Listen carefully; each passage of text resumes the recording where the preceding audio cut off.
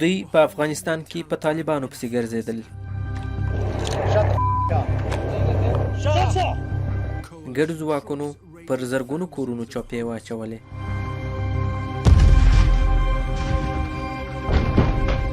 نن د اس اس د مرګونې قطعې وار دی.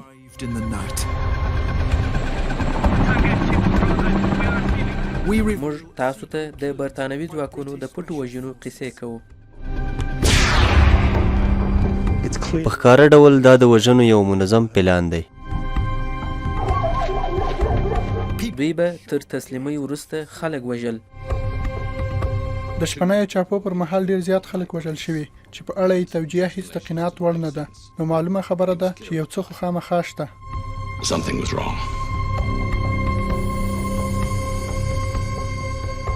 دا د قتلونو شواهد دي. دا د مرمیو سوري دي. دا ګور دا مرمۍ مشر زوی مې هلته پروت و، هلته د کوټې په پای کې داسې پروت و. دغه مرمۍ دی. خو مسؤلین د دې ډول کارونو د پټولو هڅه کوي. فکر کوم هغه څه چې ته یې وایې بیخي حیرانونکي دي. که چیرې دا رښتیا وي نو دا ما ډېر خفه او غوسه کړي.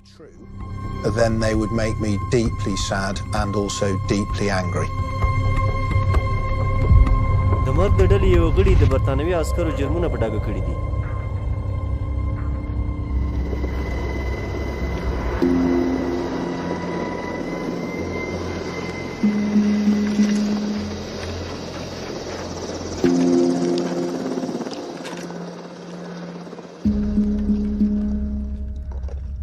ځانګړي ځواکونه په افغانستان کې د چاپې پر مهال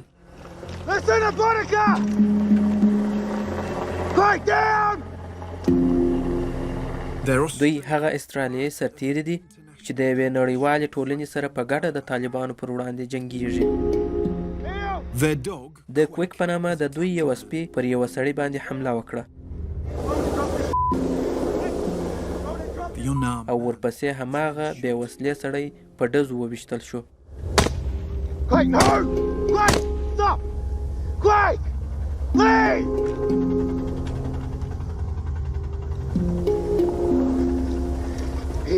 دوی یو بې وسلې وګړی وواژه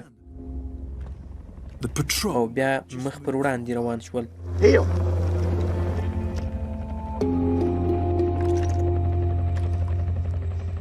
له دې وروسته به دا ځانګړي ځواکونه نور د هیڅ قانون خیال ونه ساتي.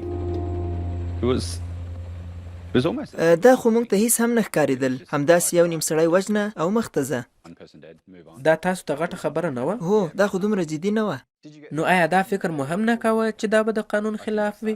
موږ دا فکر کاوه خو موږ ډاډه وو چې د دې حساب زموږ سره څوک نه کوي او د دوی د پوښتنې هیڅ څوک هم نشته. یوازې موږ نه. زه فکر نه کوم چې هلته د چا د احتیاط فکر کړی وي تر څو قانون مات نشي. هلته اخلاق او نور شیان په نظر کې نه نیول کېدل. بریا یوازې ویشتل ول. نو ځکه خو داسې کارونه ډېر پیښېدل.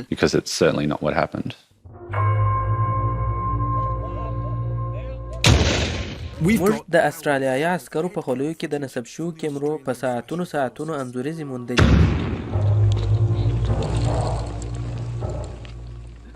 په دې انځوریزو کې د ځانګړو ځواکونو د عملیاتو بې ساري پټې کیسې موجودې دي او ښیي چې دوی د چاپو پر مهال څنګه چلند کاوه.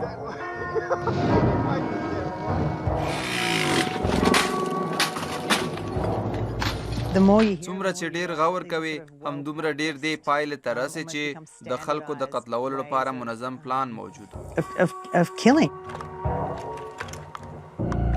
زه فکر کوم دوی په دې کار کې خورا ماهر وو او دوی به هر ورځ د ځان لپاره مشخص تعداد ټاکه ترڅو په مشخص وخت کې ځان ورته ورسوي. دوی حتی یوازې د وژنو او تعداد پوره کولو لپاره هم وتل. ځینې بندیان تر نیول کېدو وروسته د استرالیایي ځواکونو لخوا ویشتل شوي او که دا رښتیا وي نو دا بیا یو جنګي جرم دی. ټوپک یې برسېره پرې نیولی و او لږ وخت وروسته یې ماشه پرې ټینګه کړه. زه یقیني یم چې له خونده یې وویشت ځکه د هغه بندي لاس تړلی و او هیڅ خطر هم ترې متوجه نه و. نو دا خو په ښکاره ډول صحرایي محکمه ده، ځکه دی یو تړل شوی سړی و، یو څو متره اخوا پروت و او بیا وویشتل شو.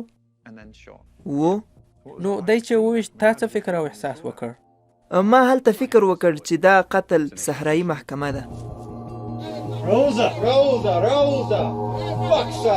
دې خواته راشه رزیله.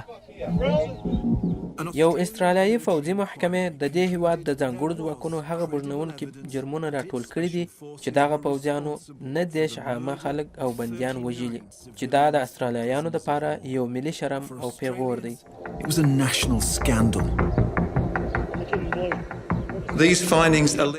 دغه څېړنې د پوځي کړنو او مسلکي ارزښتونو په اړه ډېرې جدي ننګونې دي.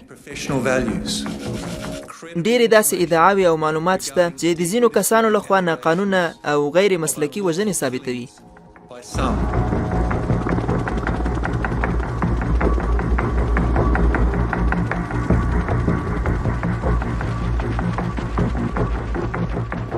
دا په موږ پورې هم اړه لري، ځکه چې استرالیایي ځواکونو د برطانوي او امریکایي ځانګړو ځواکونو سره یو ځای کار کاوه،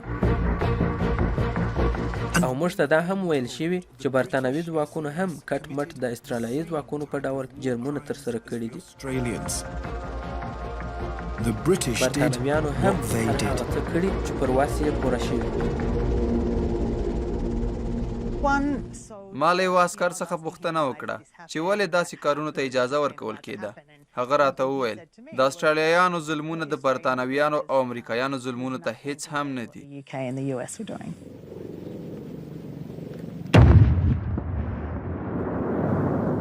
د برطانیې دفاع وزارت وایي چې برطانوي پوځیان او کارکوونکي د استرالیایي ځواکونو په اړه پلټون ته خوشبین نه دي.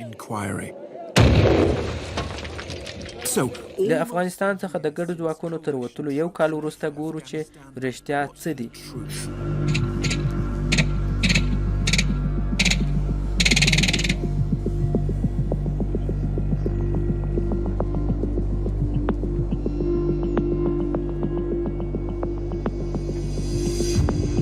د افغانستان په جنوب کې د هلمند ولایت دی، چیرې چې برطانوي ځواکونه ځای پر ځای وه.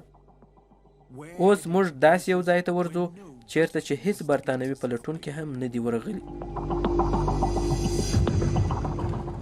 افغانستان ته زما د وروستي سفر پر وخت چې 3 کاله مخکې و، طالبانو زموږ پر هوټل حمله وکړه، خو اوس دا سیمه د طالبانو په لاس کې ده.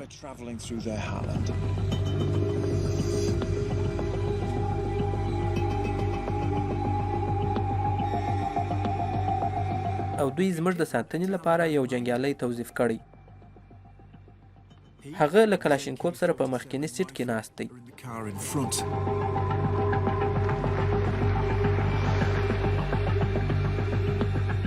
د دې لپاره چې موږ وڅېړو چې په دې لرې پرتو سیمو کې د خلکو سره څه ظلمونه سوي، نو پرېکړه زموږ په لاس کې ده چې چیرې ځو او د چا سره خبرې کوو.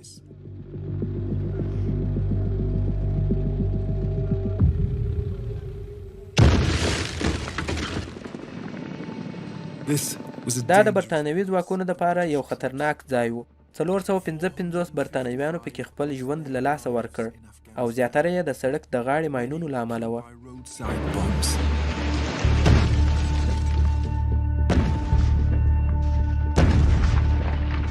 I think there's no doubt that most British soldiers behaved impeccably. زه فکر کوم چې اکثره برطانوي ځواکونو په افغانستان کې دا کارونه د خطر ویرې او سختۍ له امله په قصدي او عکس العملي توګه کول. زه چې څومره خبر یم برطانوي ځواکونو د عملیاتو پر مهال ډېر کړاوونه لیدلي دي، نو ځکه خو یې دا ډول توفیري او له عقدې ډک کارونه هم کړي. A really challenging mission with great distinction and enormous courage.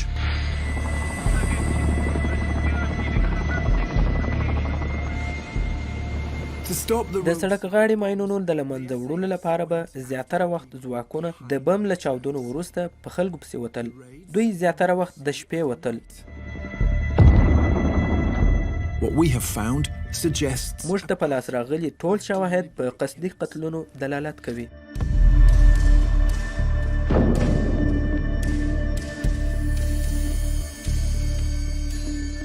موږ د داسې یو چا سره خبرې وکړې چې دغه وژنې یې په خپلو سترګو لیدلې وې.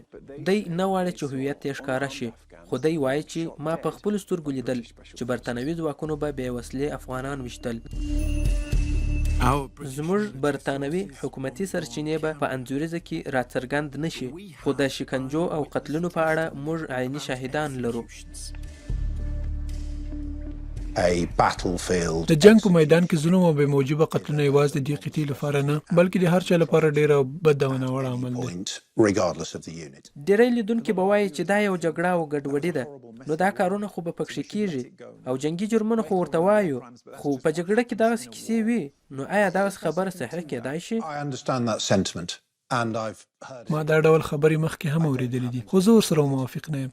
دا یو ډول دومخي ده. ته افغانستان ته دې لپاره تللی چې قانون جوړونه وکړي، نو باید چې قانوني عمل وکړي. قانون ماتول د جګړې په میدان کې شکنجې، جنګي قساوتونه، جنګي جرمونه او نور ستا د وینا سره خلاف دي، او زما په اند د دې لپاره هیڅ بهانه هم نشته. is not doing the right thing, and in my view there can be no excuse for it.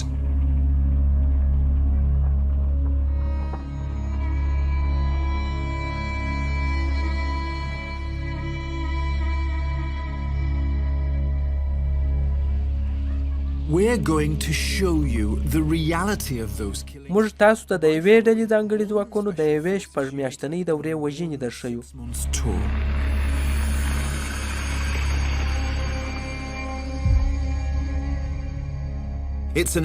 د ځواکونو دا قطعه تقریبا 60 غړي لري. موږ د دې ډلې رسمي حسابونو ته لاسرسی پیدا کړ او اوس د دوی خپلې خبرې هم لیدلای شو، ترڅو پوه شو چې د دوی په وینا په دغه چاپو کې څه ترسره کېدل. د کوم شکمن مړي په اړه چې موږ اول پلټنه کوو، هغه په مرکزي هلمند کې و.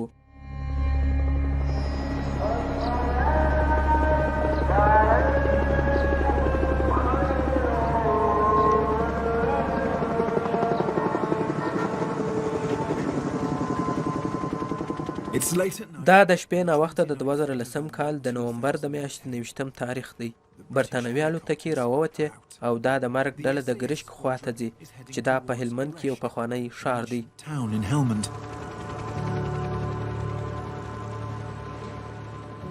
موږ ته وویل شول چې دوی دې ځای ته د 2 خواو څخه راغلل. یوې ډلې دروازه والوزوله او بلې ډلې دیوال والوزوه.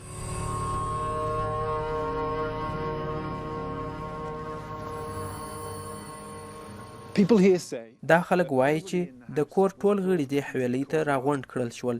ځانګړو ځواکونو د ټولو نارینه‌و لاسونه ور وتړل. د دوی له جملې یو سړی بیرته خونې ته یوړل شو او بیا د ډزو غږ واورېدل شو.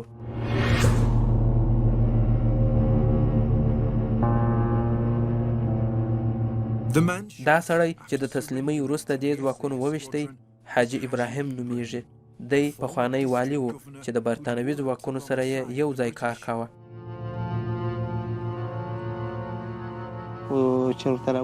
دوی زموږ لاسونه راوتړل او دیوال ته یې ودرولو.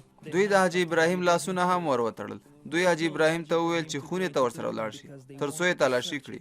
هلته یې حاجي ابراهیم ته وویل چې دا پرده پورته کړه.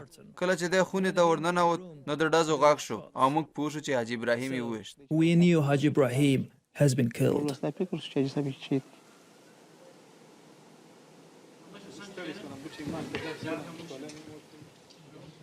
It was Haji Ibrahim. د حاجي ابراهیم زوی د هغه جسد پیدا کړ.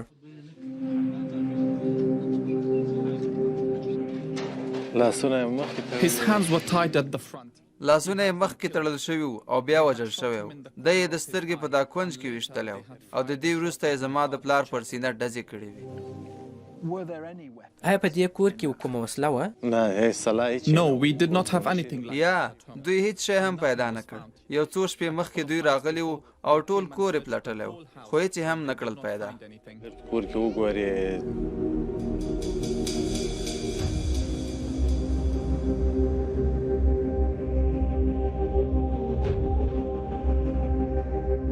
We have the squadron's own account. زموږ سره د دې قطعې نظر هم شته چې د ابراهیم د وژل کېدو دلیل یې وړاندې کړی. دوی وایي چې له موږ سره یې د ګرنیټ په ښودلو د ښکیلتیا اراده وکړه. By brandishing a hand grenade. We don't know. موږ نه پوهیږو چې رښتیا هم په دې کور کې ګرنیټ وو یا نه، خو ډېر دلایل شته چې د برطانویانو پر خبرو او کارونو یو څوک شکمن کولی شي. اول خو دا چې حاجي ابراهیم یو بندي و او باید چې وسلې ته یې د لاسرسۍ مخه نیول شوې وای. خو بیا هم که یې ګرنیټ ته لاسرسی شوی وي نو د ځانګړو ځواکونو غړو موږ ته ویلي چې په افغانستان کې ګرنیټ په دا ډول نه دی کارول شوی.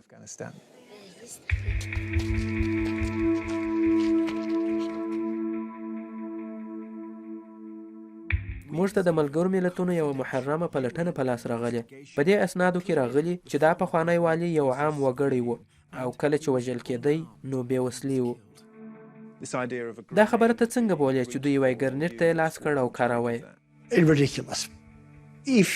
دا یو رشخند خبره ده چې یو څوک په یو خونه کې وولي او بیا راشي او په اړه یې ګډې وډې وایي چې ګرنیټ ته یې لاس واچوه، نو دا په ښکاره ډول یو قتل دی.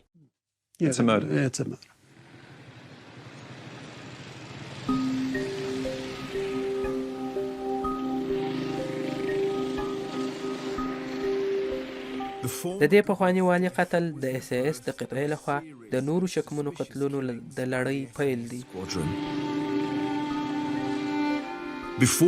مخکې له دې چې موږ تاسو ته دا وحشت ښکاره کړو اول باید پر سیاق پوه سو.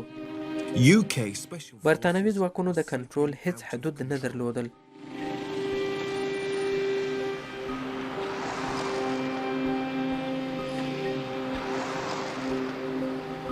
د دې محلي روغتون کارکوونکي هغه څه په خپلو سترګو لیدلي چې په هغه شپه پېښ شوي وو.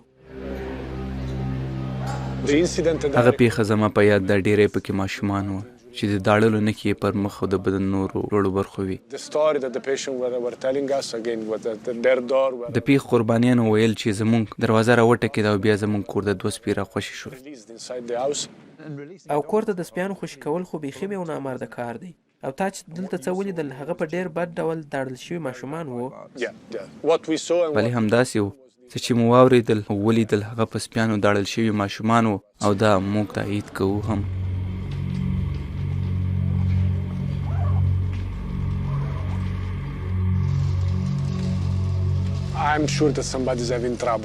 دا خو معلومه خبره ده، څوک چې د یو شي تشویش ولري هغه به د شپې څنګه یېرېږي.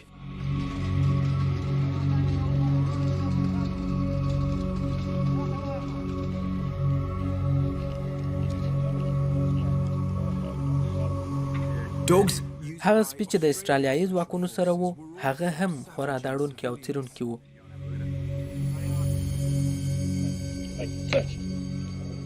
زه نه پوهیږم چې د دوی نیت به د وژلو و که نه، خو زه باوري یم چې دوی په قصدي ډول خلک په نښه کول او دا ښکاره خبره ده.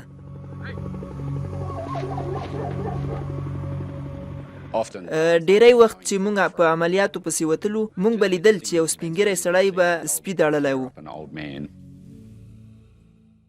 دا سړی به نه خطرناک و او نه هم طالب، فقط هملته به ولاړ و.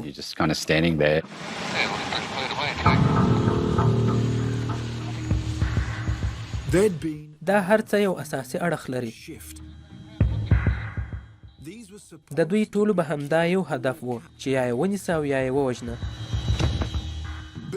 خو ځینو بیا د دې له امله هم وژل چې دوی په دې غوسه وو چې ولې دا شکمن بندیان داسې ژر خوشي کیږي. نو ځکه خو دوی ویل چې حتی شکمن کسان هم د خوشي کېدلو له ویرې چا ژوندي نه نیول. دوی تر نیولو وژل غوره ګڼل. زما نه په یادېږي چې د چا دې دا خوښه وه چې خلک دې ژوندي ونیول شي. دوی ولې تر نیولو وژل خوښول؟ ما به د ځینو ملګرو څخه اورېدل چې ویل به یې موږ چې یو چا پسې ورځو نو بیا یې ولې ژوندی پرېږدو، موږ یې باید له پیدا کېدلو سره سم کار ورخلاص کړو او یا هم بیخي را نه شو، ځکه هسې ولې ځانونه په خطر کې اچوو.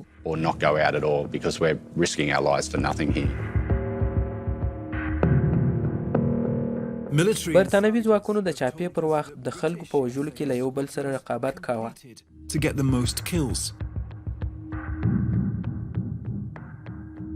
د وژل کېدونکو شمېر لیکل کېده او پر هغو باندې دوی نمرې اخیستې. د وحشت سره سره د دوی دا سیستم خورا کمزوری هم و، یعنی دا ډله به عملیاتو ته د نیمګړو او ناسمو معلوماتو پر بنسټ وتل.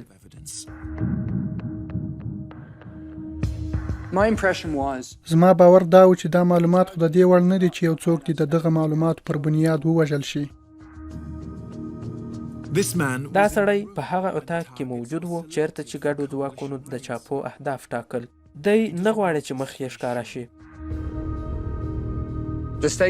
د دغو عملیاتو پایلې ډېرې درنې وې، خو هغه معلومات چې پر بنیاد یې د دې عملیاتو پریکړه کېده ډېر کمزوري وو. ستا په فکر په دغه عملیاتو کې د یو عام وګړي د وژل کېدو امکان څومره و؟ اشتباهات بیخي ډېر وو. په هره برخه او هر مأموریت کې اشتباه وه. له خلکو او ځایونو عدم شناخت ډېره جدي ستونزه وه. په افغانستان کې موږ ته کلي نه و معلوم.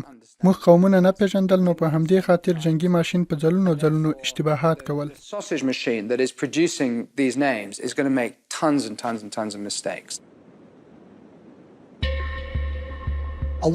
زموږ ټول معلومات غلط وو ځکه چې موږ په پیسو رانیول. نو ته فکر وکړه چې د معلوماتو په رانیولو به څه پیښېدل. دوی به د طالبانو په نامه د داسې خلکو معلومات راوړل چې خپله شخصي دښمني به یې وه ورسره.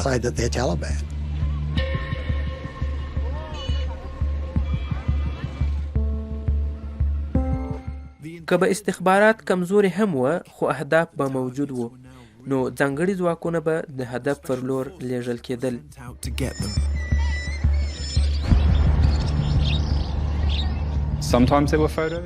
کله کله به یې عکسونه وو، خو اکثره وختونه به یې عکسونه هم نه وو، او فقط معلومات به داسې لیکلي وو چې د 40 څخه تر 50 کلونو پورې عمر لري، لنډ ویښتان او لنډه ږیره یې ده او افغاني کالي یې اغوستي دي.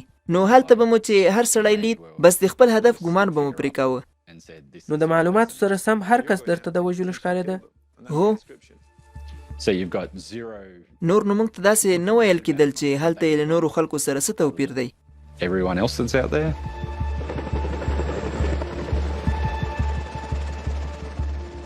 دا د مرګ د ډلې نړۍ وه چې موږ یې د لا پلټلو په پار اقدام کړی. د SAS هغه نړۍ چې هیڅ قانون پکې موجود نه و.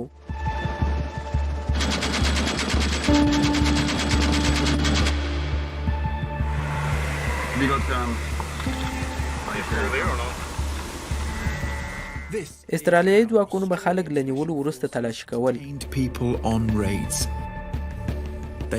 او بیا به یې تړل تر څو کوم خطر پیښ نه کړي.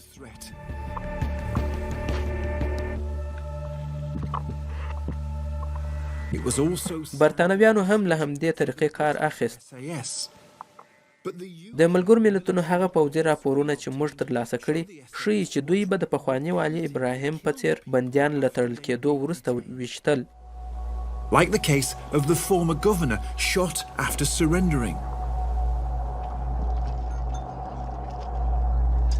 په ډیرو رپورټونو کې راغلي چې دوی بندیان د دې دپاره بیرته د خپلو خونو پر لور بیول چې ترڅو په تلاشي کې ورسره مرسته وکړي. خو بندي په هغه ځای کې په دې پلمه ویشتل شوی چې د دوی په وینا وسلې ته یې لاس اچاوه.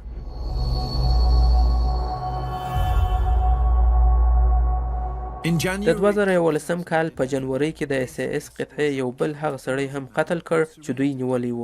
د دوی په رسمي خبرونو کې راغلي چې دی یې ودانۍ ته د پلټلو دپاره استولی، خو ده د یوې کوربچې لاندې یو ګرنیټ راواخیست او هڅه یې وکړه چې ځواکونو ته یې ور وغورځوي.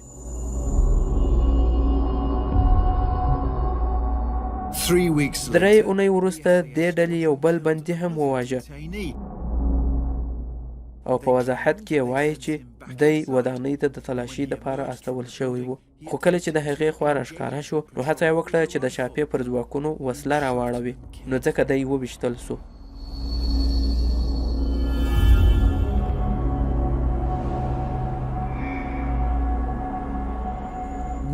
داسې کړنې یو ځل پیښېدل هم معمولي نه دي، خو دا چې په هره چاپه کې نیول سوي بندیان وژل کیږي دا ډېره نامعقوله او خورا د اندېښنې وړ ده.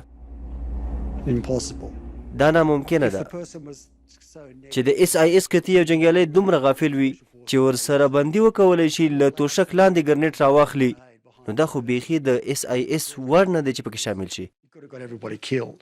یعنې که پر دې ژور فکر وشي نو دا ناممکن دی. هو، دا په ښکاره ډول پلان شوي قتلونه دي.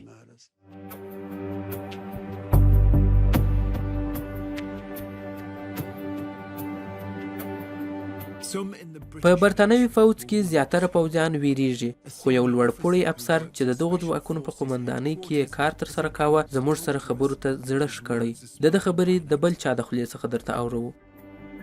There was real concern about reports coming out of Afghanistan. د افغانستان څخه د راتلونکو ریپورټونو په اړه ډېرې اندېښنې وې. د شپنیو چاپو پر مهال ډېر خلک وژل کېدل، خو د هغوی په اړه معلومات د قناعت وړ نه وو. چې کله یو څوک نیول کېږي نو باید ونه وژل شي، خو دا چې دا پیښې بیا بیا تکرارېدلې نو په قومندانۍ کې اندېښنې وې چې هلته وضعیت ښه نه و. Clear at the time that something was wrong.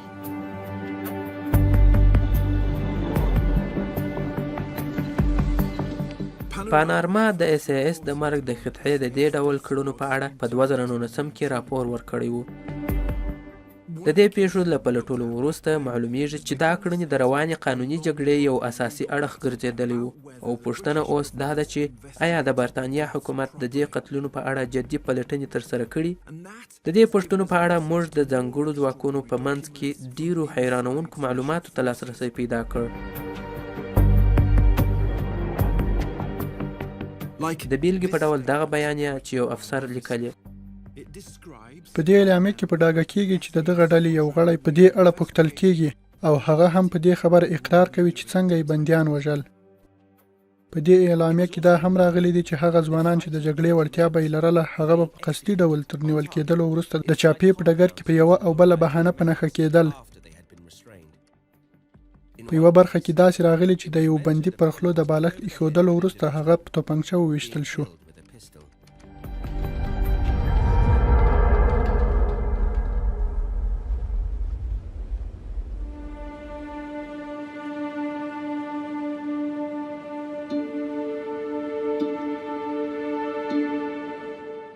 حقیقت ته رسېدل اسانه کار نه دی،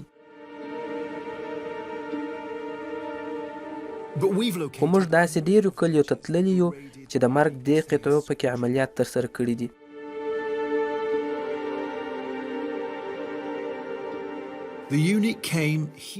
د 2011 کال د فبرورۍ پر 9 دا قطعه دلته نادالته د طالبانو په یو قومندان پسې راغلې وه.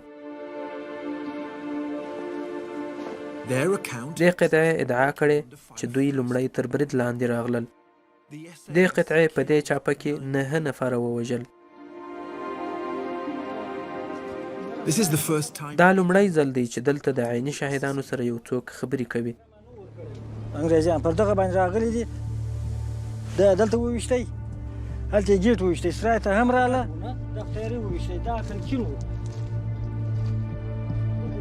زه راویستلم، برای سترګې راسه وتړلې، ور دورې کالي راسه وکړل، کمیس یې راسه وکړی، کمیس چې وکړی بعد هغه بس کنداغ راسره وشو، غوزار یې کړم. چې غوزار یې کړم د غوزار سره بهرنی خبر شوی، بیا ساده شوی وم. یو وخت چې په هر کې سور لغړ پروت یم، بیخي د خدای انګریزیان په داسې سرای کې دي.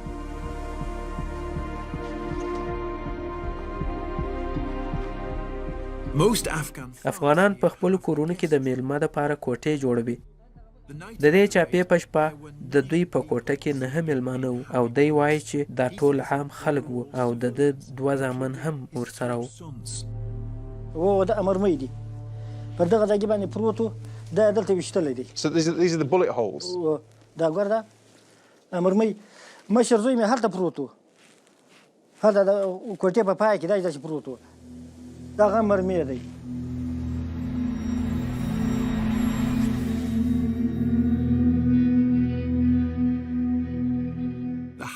د مرمیو د دې نښانونو څخه داسې ښکاري چې د ده زوی دلته پروت و او بیا ویشتل شوی دی.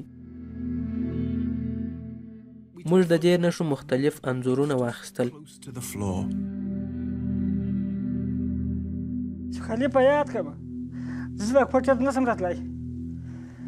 زموږ همدغه مشران و دغه ځوانان دغه و چې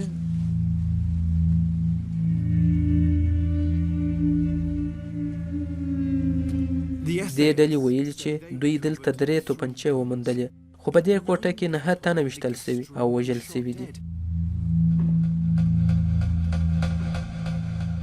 دا ډېر د تعجب خبره ده، ځکه دې ځواکونو ته یوازې هغه وخت د ویشتلو اجازه شته چې دوی تر تهدید لاندې وي.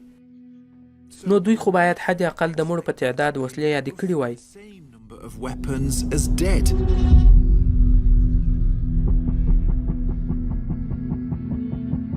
It wasn't a one-off. We've discovered دا یو وروستۍ پیښه نه ده. دې ډلې 2 شپې وروسته د هلمند په خواجدات کلي کې په یوه بله کوټه کې نور خلک هم ووژل.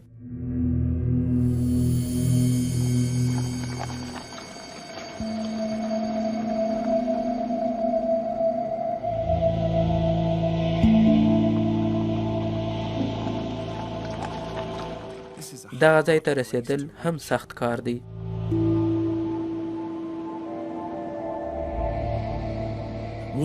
دلته بیا هم موږ لومړي پلټونکي یو چې دلته راځو او پلټنه کوو چې په 2011 کال کې دلته څه تیر شوي.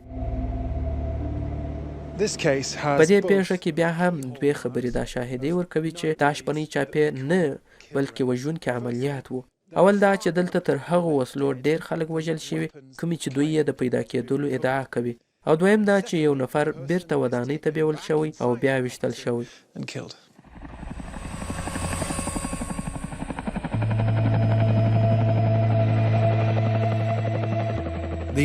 دا ډله دلته د بم جوړونکو په یوه مشر پسې راغلې وه. ما که با بیدار شدیم صدای فیر رو بشنیدیم که به داخل اتاق فیر شد. بسیار یک حالتی وحشتناکی بود که ما بسیار ترس می‌خوردیم که چی کار شده. د دې چاپې په اړه بیا هم دا ډله وایي چې پر دوی لومړی ډزې شوي. په هغه شپه د داود په کور کې 5 میلمانه وو او ورسره د ده 2 ورونه هم. 2 نفره نور د کلي څخه د بانډار دپاره راغلي وو چې دا ټول په همدې کوټه کې وویشتل شول. به داخل امضی اتاق خواب بودن، همه همینجا بودن. این مرمی هم اینجا بخورده بود، به سر کوره هم بخورده بود، به دل و دوال هم بخورده بود. داود وایي چې د ده یو 15 کلن ورور هغه وخت ووژل شو چې کله هغه د دروازې د خلاصولو لپاره ورغلی و. برور مې به همینجا شهید شده بود. دیگرها باز به داخل به هر کدامی به همون جایی که خواب بودن هر کدامی به همون جا خود شهید شدن.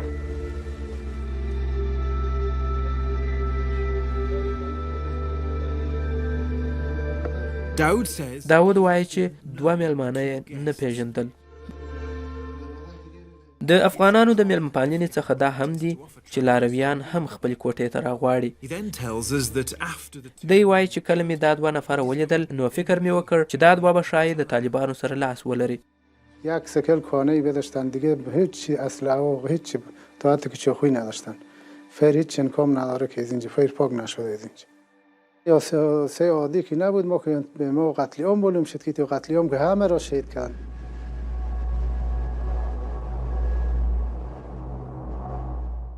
داود په دې کوټه کې 2 ورونه د لاسه ورکړل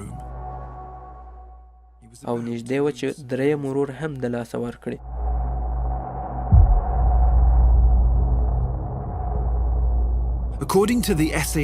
د دې قطعې په وینا د ورور ونیول شو او له ځان سره ودانۍ ته د دې دپاره بوتلل شو چې د خونو څخه پردې لرې کړي.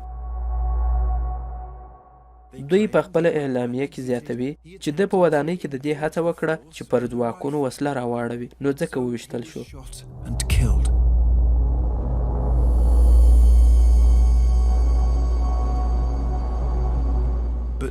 خو داود وایي چې د ده ورور په قصدي ډول بې له کوم خطره وویشتل شو.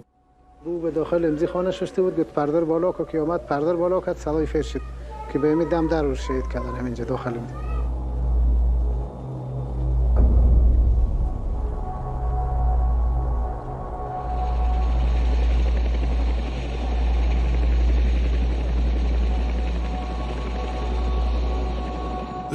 دې ځواکونو د دې شپې په اعلامیه کې ویلي چې دوی دلته 4 کلاشینکوفونه وموندل خو په دې شپه 8 تنه وژل شوي دي. د دې څخه داسې ښکاري چې برطانوي پوځیانو هر هغه څوک واژه چې دوی پرې د خطر ګمان کاوه.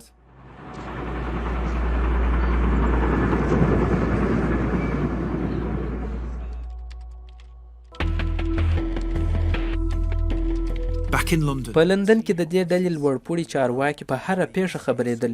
په دې اړه د ځانګړو ځواکونو یو ډایرکټر ته یو لیک لیږل شوی و. ما په دې برخه کې 2 شیان حس کړل چې زموږ اندېښنې یې زیاتولې. اول دا چې د وژل شویو کسانو شمیر به د وسلو له شمیر څخه ډیر و. دوهم په تکراري توګه د کورنیو مشرانو غوښتل چې کور ته ورسره ولاړ شي او له تګ وروسته هلته د هغه وژل. Invited to lead the compound clearance and were subsequently being engaged and killed.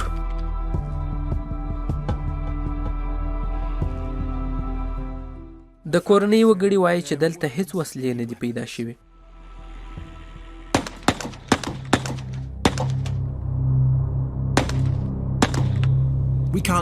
موږ دا نشو تاییدولی چې آیا د وسلو خبر رښتیا دی او که نه.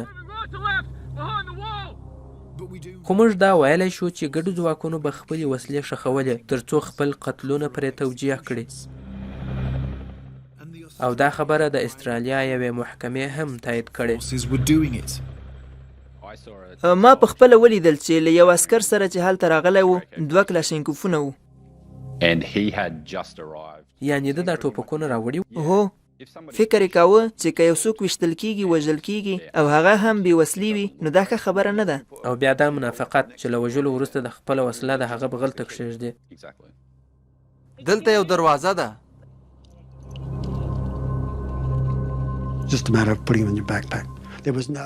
د سلاکوټ څخه د ټوپکونو پر اخیستلو کې هیڅ څار نه و. دا کار ډیر اسانه کېده. هر ډول ټوپکونه به چې چا وغوښتل راخیستلی یې شول.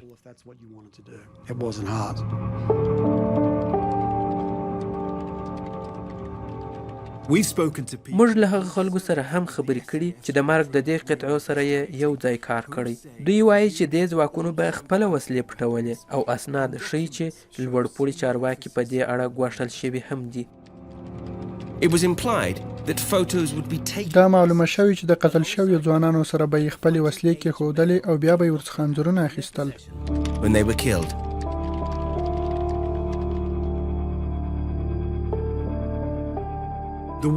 درې اونۍ وروسته په همدې ډول وژونکو عملیاتو کې دې ډلې 3 نور ځوانان هم ووژل. د دوی له جملې هم یو تن له نیول کېدو وروسته ویشتل شوی دی. د دوی رسمي ادارې په دې اړه وایي چې یو د دوی څخه ودانۍ ته د دې لپاره بیرته بوتلل شو چې د خونې پردې لرې کړي. کله چې دی د ودانۍ څخه راووتی نو په لاس کې یو ټوپک و او غوښتل یې پر ځواکونو ډزې وکړي. نو ځکه دی په نښه شو او ووژل شو.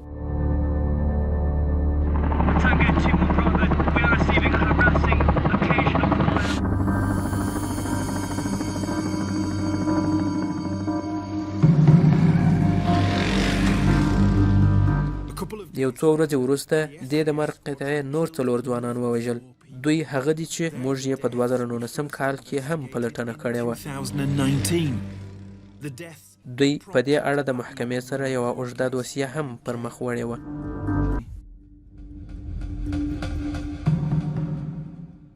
اوس به وګورو چې د دې ډلې ځینې غړي په دې اړه څه وایي.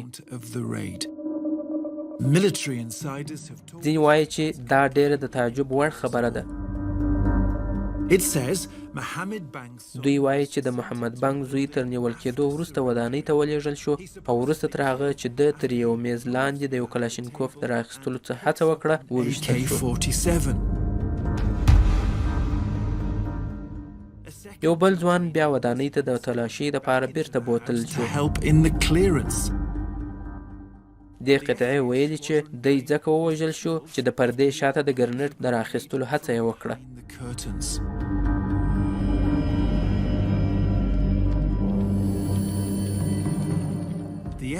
د قطعې په دې بهانو حتی د دوی په هډو کې هم چا باور نشو کولی. آیا دا د دې ټولوژنې په اړه معلومات دي؟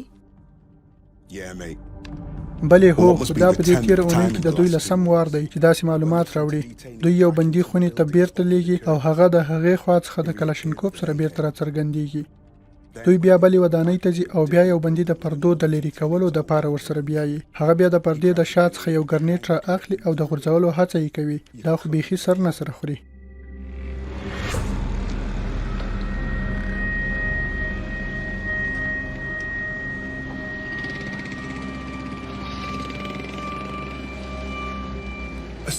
د محمد بانګ د خپلوانو په وژلو کې د دې قطعې یو څو نفره ښکېل وه او وروسته موږ ته دا معلومه شوه چې په هغه نورو چاپو کې د میلمنو په وژلو کې هم د دوی لاس و. یعنې په یوازې 9 ورځو کې دې خلکو 21 شکمن کسان وژلي او دوی هیڅ چا هم د حساب او کتاب دپاره ونه غوښتل.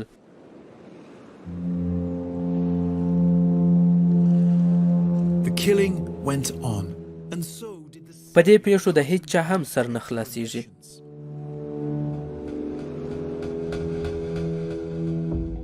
د 2011 کال د مارچ په 12مه د مرګ د قطعې 8 نور ځوانان هم ووژل. د تل په څېر یې په دې وژنو کې هم دا ادعا وکړه چې دوی مو ځکه ووژل چې پر موږ یې ټوپکونه راواړول.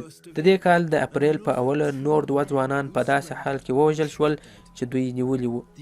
دې ډلې په دې اړه ویلي چې دا یو ځوان یې ځکه وواژه چې هغه پر دوی کلاشینکوف راواخیست او بل یې ځکه وواژه چې د ګرنیټ غورځولو هڅه یې وکړه.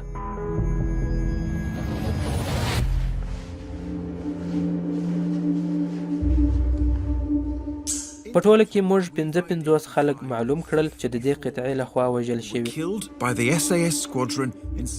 او دا یوازې د همدې یوې قطعې په لاس چې په یوه 6 میاشتنۍ دوره کې یې وژلي.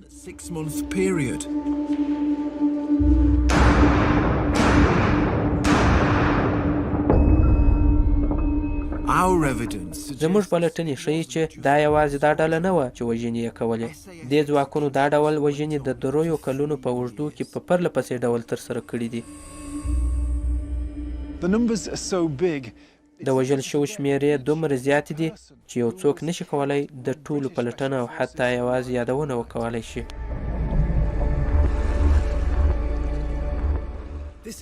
په دې پیښو کې یوازې چاپوهونکي پوځیان نه دي ملامت، بلکې ټول هغه لوړ پوړي چارواکي چې د حقیقت خلاف وضاحتونه او اعلامیه یې لاسلیک او نشر کړي مسؤل دي. دا ډېره اسانه خبره ده چې پیښې له خپلې ګټو سره سم انعکاس ورکړل شي، خو حقیقت هغسې نه و. زما په اند د قومندانانو او افرادو ترمنځ یو ډول غیر مستقیم تړاو شته.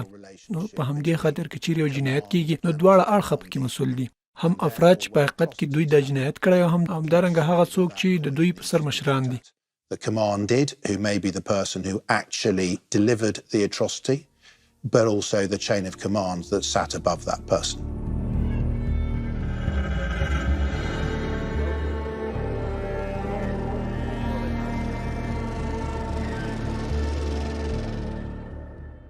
زموږ شواهد ښیي چې د دې ځواکونو مشرانو ته د دې قطعې د ناحقه قتلونو په اړه خبر ورکول شوی و.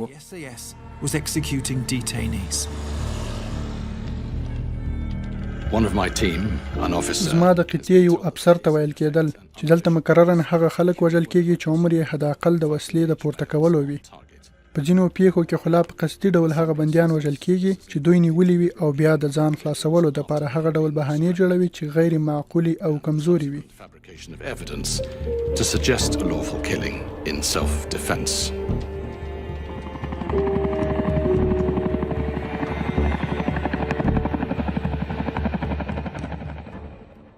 دا فقط یو وار نه و چې تر مشرانو دا خبر رسېدلې وه. دا خبره په بار بار د مشرانو تر غوږونو رسول شوې. د خلکو ژوند ته هیڅ پاملرنه نه کیږي. ستاسې په وړاندې پرله پسې شواهد راځي. دې قطعې ته چې هر څوک په مخه ورځي وژني. دا جنایتونه باید پای ومومي. زه له ډېر وخت راهیسې په دې خبر یم چې دا ډله په افغانستان کې د طالبانو په نامه پرله پسې جنایتونه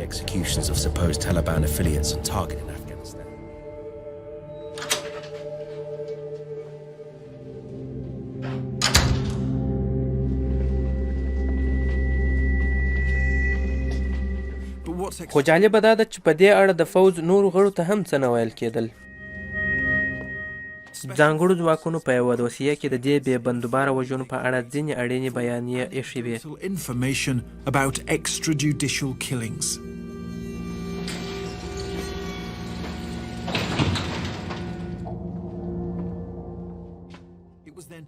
دا به بیا یوه خوندي ځای ته وړل کېدلې.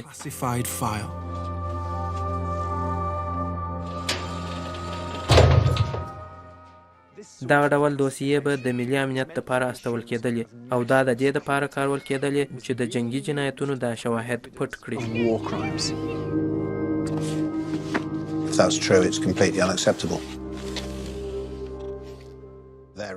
دا خو بیخي د نه منلو وړ خبره ده. د دوی د مسؤلیت دی چې د جنایتونو راښکاره کړي.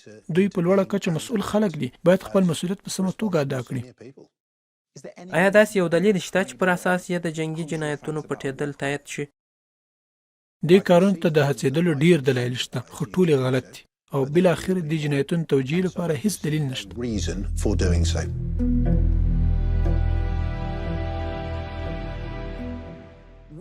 موږ پوهیږو چې ځینو افسرانو به داسې فکر کاوه چې ګوندې دا ادعاوې به هیڅ وخت هم ونه څېړل شي.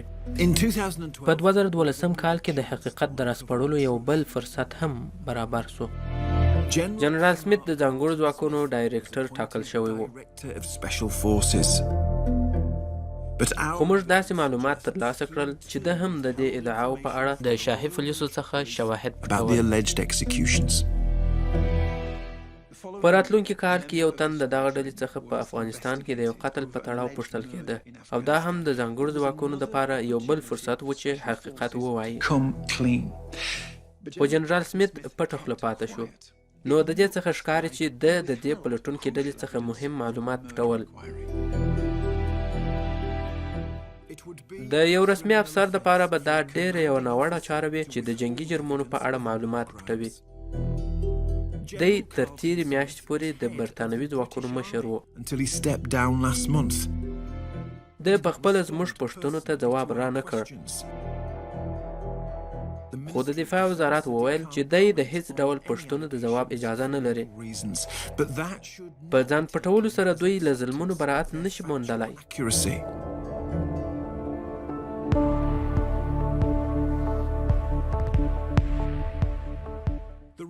دې ځواکونو دا شواهد یوازې 2 کاله پټ وساتلی شوی. په دې اړه د دوی څخه پراخ پلټنې وشوې. د دې ډلې ځینې غړو موږ ته وویل چې تر ډیرو پلټنو وروسته د دې ښکاره شواهدو سربیره بیا هم څوک محاکمه نه شو.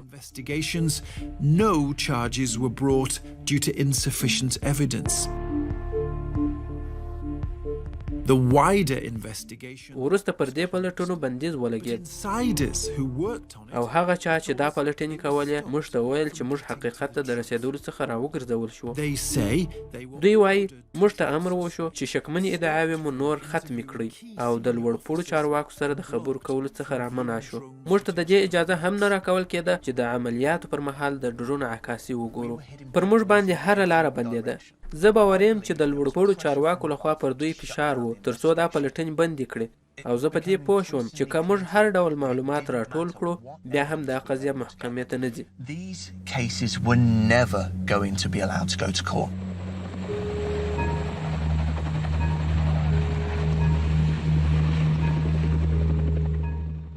دفاع وزارت وویل چې د هر سرتیر په اړه به هغه وخت غور وشي چې نوي شواهد راوړل شي کوم چې تر اوسه چا نه دي راوړي.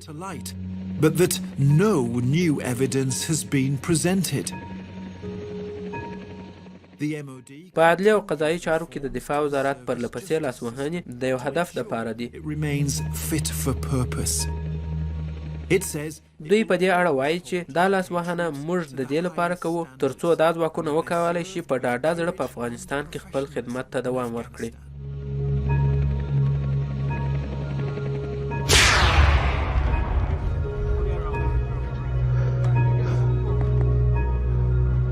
There's no doubt most did.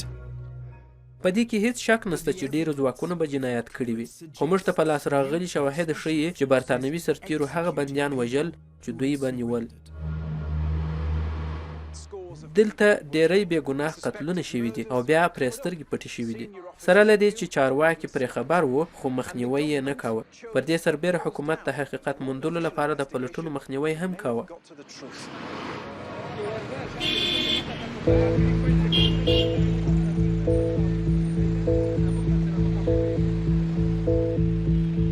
So many deaths. بې شمېره وژنې وشوې. So many people. لکه د حاجي صدیق الله په څېر ډیرو ځپل شوو د بیا راپورته کېدلو کوښښ وکړ. Like Haji Sadiq Allah.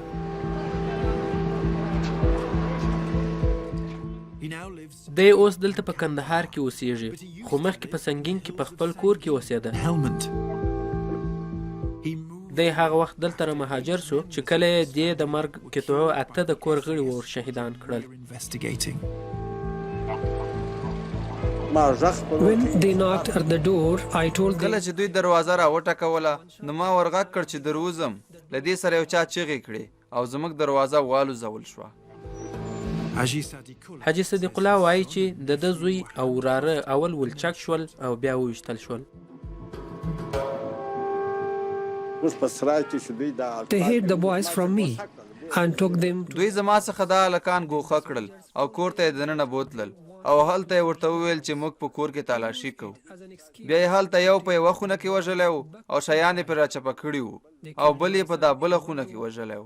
یو مې زوی و او بل مې وراره و.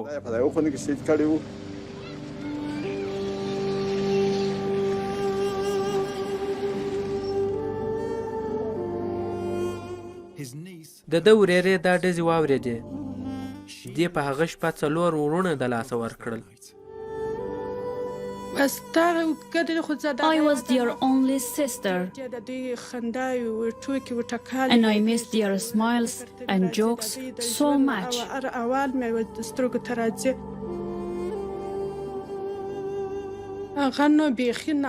It was very hard. It was like our whole world had collapsed.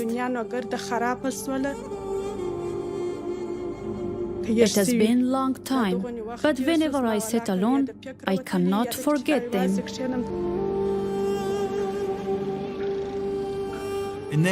د دوی په اړه دې قطعې لیکلي چې دوی ټول د حکومت مخالفین وو. دوی ځکه وویشتل شول چې د دوی سره وسلې ونیول شوې. موږ په کور کې نه سلا وه نه مو کلاشینکوف و. There was no AK-47. نه زموږ سره وسلې وې نه کلاشینکوف و نه توپنچه وه او نه بل ډول خطري شی و. دا هر څه چې دوی وایي د خپل خلاصون لپاره یې وایي. دوی ځکه دا وایي چې خپل دا جنایتونه پټ کړي او توجیه وکړي. دا هر څه چې دوی وایي دا هر څه په بشپړ ډول دروغ دي. What they have said is a total lie.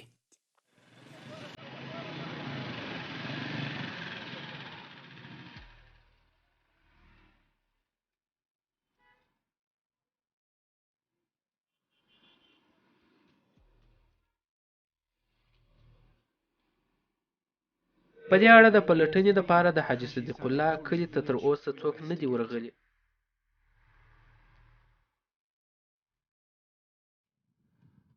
نو موږ هڅه وکړه چې دې جګړه ځپلي ځای ته د پلټنې لپاره ورشو. دا د طالبانو یو خورا ملاتړی ځای دی او دلته د طالبانو ډیر پلویان شته.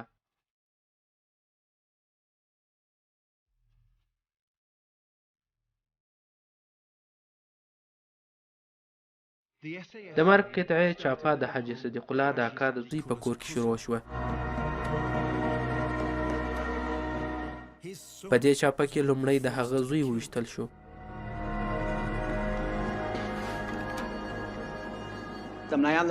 It was early in the morning. د ملایانو د اذانو وخت و او زه اول دې خونې ته راغلم. کله چې دلته را داخل شوم زما زوی دلته پروت و او ویشتل شوی و. He was shot and killed there.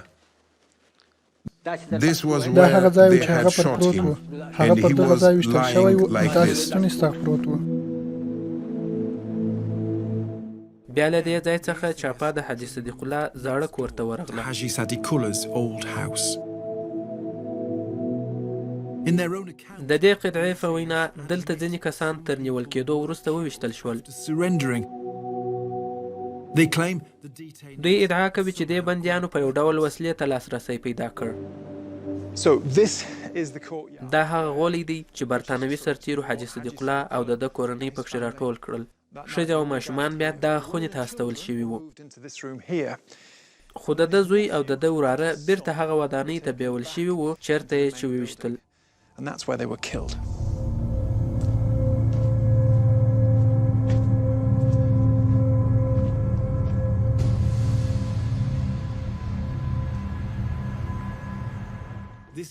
دا بیا هغه خونه ده چې د حاجي صدیق الله زوی پکښې وویشتل شو. د مرمیو نښې تر اوسه لا په دیوالونو کې شته. Still on the wall. دا د هغه وژونکي چاپې نښې دي چې دا ځای یې د تل لپاره بدل او پر بل مخ اړولی. ما بل ورور مولوي صاحب هغه کورنۍ تقریبا 2 او 3 کورنۍ مو د یو ورور او 10 نورې کورنۍ مو د نورو خپلوانو له دې ځای څخه کډه شوې او بیا هیڅ کله رانغلل. پر دې کلي داسې ماتم و چې د یو کور څخه 5 جنازې پورته کیږي او پر سړکونو د قاتلانو ټانګان هم ورته ولاړ وي. دا به ستاسو په فکر څه حالت وي؟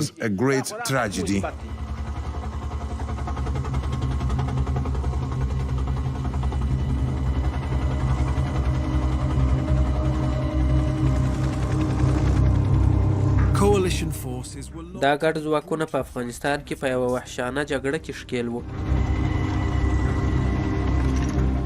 د دې ډلې ځواکونو قانون په خپل لاس کې اخیستی و او بندیان یې وژل او جنگي جنایتونه یې کول.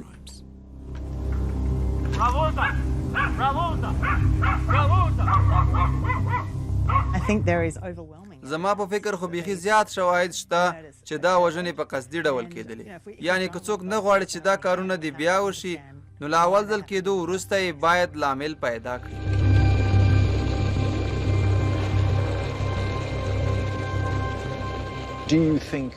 ته څه فکر کوې؟ آیا موږ باید په برطانیه کې هغه څه وکړو چې تاسو په استرالیا کې ترسره کړي دي؟ بله هو، زه فکر کوم چې دا به ښه خبره وي چې د هغوی هر څه را څرګند کړل شي.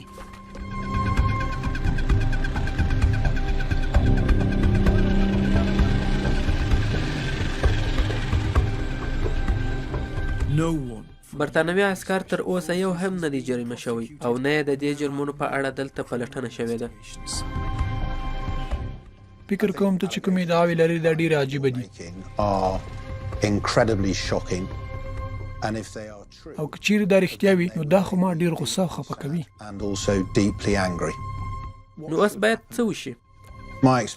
دا زما تجربه ده چې د پوځ لپاره دا ډېره سخته ده چې د خپلو امرونو په ناکامۍ کې دي غور وکړي. نو دا ادعاوې باید په عامه کچه حل شي؟ بلې هو،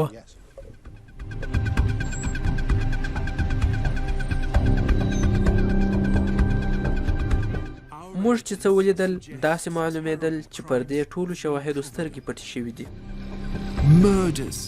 دا ټول هغه څه و چې په اړه یې د هغه وخت حکومت له بهرنیانو سره تړون لاسلیک کړی و.